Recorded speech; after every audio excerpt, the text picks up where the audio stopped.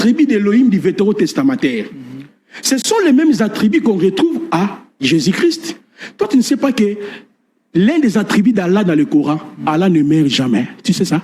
Tu veux que je donne la sourate? Allah ne meurt pas. Est-ce que tu sais que Jésus aussi, dans le Coran, il n'est pas mort? Mahomet est mort. Tous les prophètes sont morts, mais Jésus ne meurt jamais. Donc, vous voyez comment votre livre déjà renvoie les attributs absolus d'Allah. Dans le Coran, il y a les attributs non moraux d'Allah. Allah ne les partage pas avec les humains. Et il y a les attributs moraux d'Allah dans le Coran. Regardez, M. Roland. Je prends justement quelques attributs d'Allah dans le Coran. C'est Allah qui pardonne le pécheur. Parce que le prophète Mohammed a dit, moi, Mahomet, je n'ai pas droit de vous mettre dans les droits chemins. Voilà pourquoi les musulmans, quand ils commencent la prière, il y a la sourate de l'ouverture, Bismillah, ou bien Basmillah. C'est-à-dire, ils cherchent quoi? La voix. Il y a les fragments, si tu veux, je vais te donner le cours. Ok? Parce que tu ne peux même pas lire le texte en arabe ici. Il y a le texte ici. Mais moi, je peux lire ça parfaitement. Ok? Alors, Allah, dans le Coran, se révèle à travers ses attributs. Par exemple, Allah, celle qui pardonne le pécheur. Mon frère, tu déranges. Pourquoi vous êtes agité? Allah qui pardonne le pécheur. Allah qui écoute et exauce la prière. Allah qui donne la vie aux morts et aux vivants. Allah qui jugera les morts et les vivants. Allah qui est saint. Allah est le premier et le dernier. Allah est le sauveur. Allah qui possède les attributs absolus comme je viens de le dire.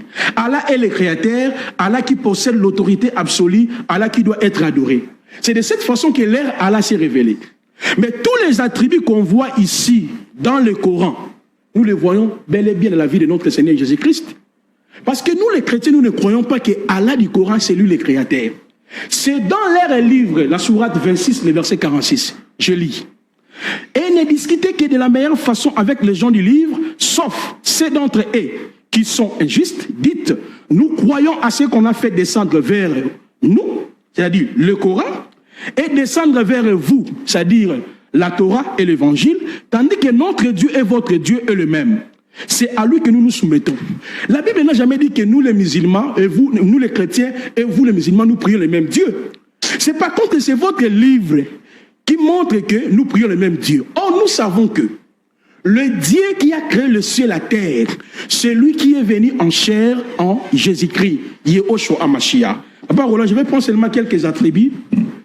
Celle Allah qui est le sauveur. Je prends la sourate 39. Ils vont me montrer dans le Coran qui est le sauveur. Qui est le sauveur dans le Coran? Je prends la sourate 3 et la 39, verset 61.